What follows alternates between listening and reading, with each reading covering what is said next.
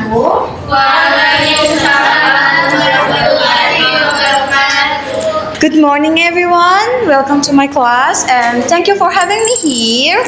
Today, we're going to do some literary work. Can you imagine when you look at a beautiful building, you will see windows, walls, and doors, and something like that. But there is an invisible thing that is engineered skeleton that holding it up. Poetry has it too. We call it structure. Today, we're going to look at the anatomy of a poem to see how master poet uses layout, rhythm, and rhyme to trick our brains and make us feel deep. Let's dive in it. Our subject today is one of the most famous poetry ever written, The Road Not Taken, by Robert Frost. Before we dissect it, let's just listen to the words and the poetry. I want you to close your eyes and listen to it carefully. The Road Not Taken by Robert Frost.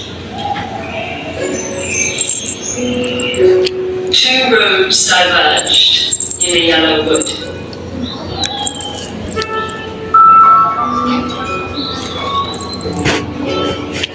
I'm sorry I could not travel both and be one traveler.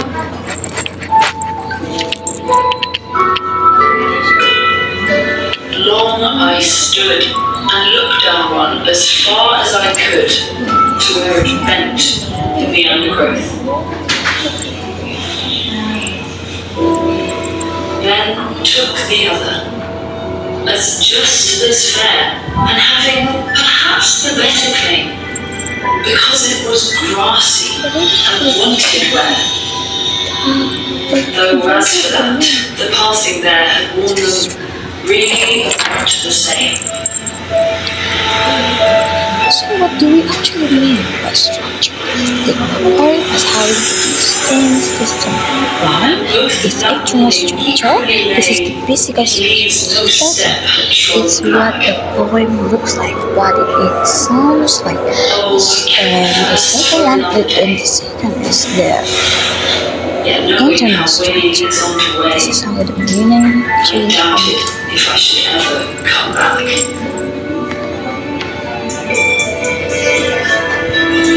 I shall be telling this with a sigh, somewhere ages and ages hence. Two roads diverged in a wood, and I took the one less travelled by, and that has made all the difference.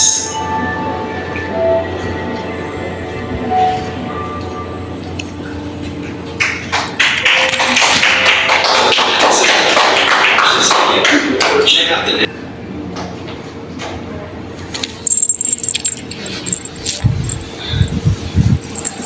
What do you think about the poem? So let's move to the slide 3. So what do we actually mean by structure? Think of a poem that have two distinct systems. First is the external structure, and second is the internal structure. The external structure is the physical skeleton. It's how the poem looks in the page and how it sounds like. And the internal structure is how the meaning change from the beginning into the end.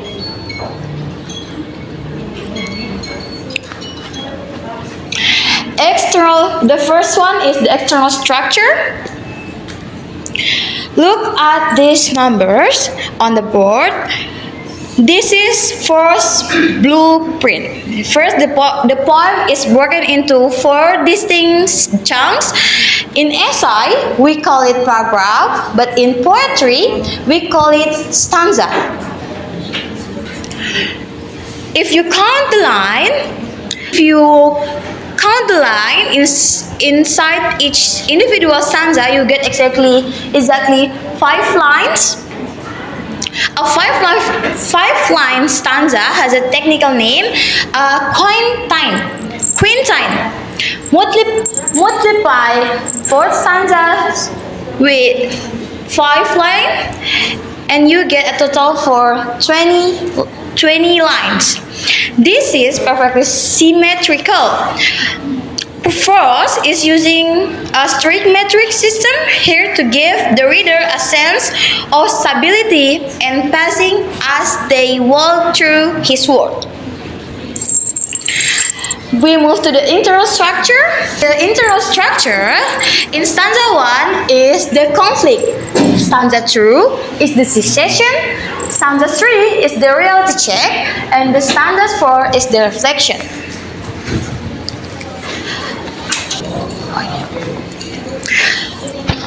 Now is the anatomy of a poem in stanza 1. In the line 1 is ends with wood.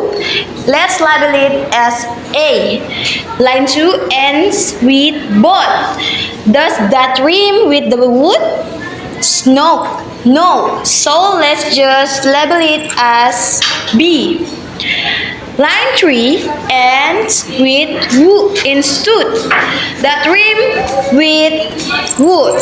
So is an A. Line 4 ends in could. Another A sound. Line 4 ends in undercrew. That rhyme with both. So it's a B.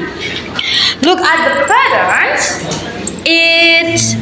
If you audit the rest of the poem, every single stanza follow this blueprint. It creates a steady marching rhythm, like footprint hitting the ground. A, B, A, B. That is the pattern of Frost.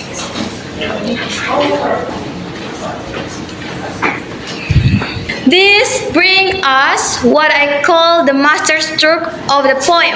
There is a brilliant paradox happening here.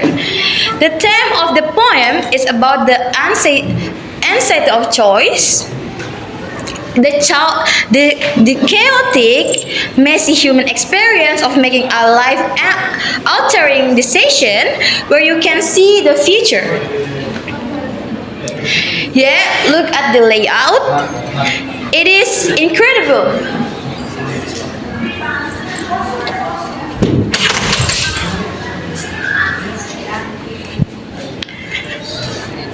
Yeah, look at the layout.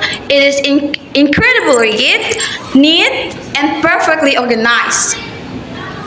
Why would Frost do this? He creates tension by wrapping a deeply anxious, disorganized human emotion inside a hyper-organized mathematical structure.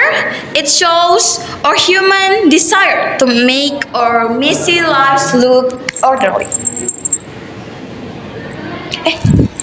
As the time is up and we don't have enough time to make a decision time, so let's just end it here. Thank you for having me here, and thank you.